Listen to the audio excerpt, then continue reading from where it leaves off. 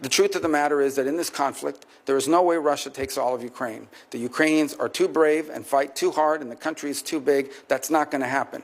It's also unrealistic to believe that somehow a nation the size of Ukraine, no matter how incompetent and no matter how much damage the Russian Federation has suffered as a result of this invasion, there's no way Ukraine is also going to push these people all the way back to where they were on the eve of the invasion, just given the size dynamic.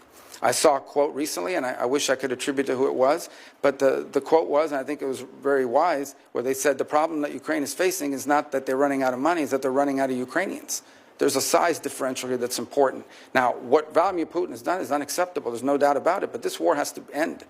And I think it should be the official policy of the United States that we want to see it end. Now, what that master plan looks like is going to be hard work. This is not going to be an easy endeavor. But it's going to require bold diplomacy, and my hope is that it could begin with some ceasefire, and in order to achieve objectives like the one that needs to occur in Ukraine, it is important for everyone to be realistic.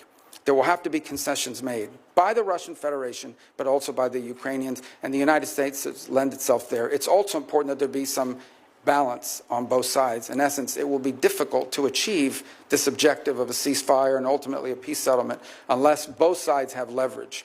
Putin's goal now is to have maximum leverage so that he can basically impose neutrality on Ukraine, retrofit, and come back and do this again in 4 or 5 years. And that's not an outcome I think any of us would favor.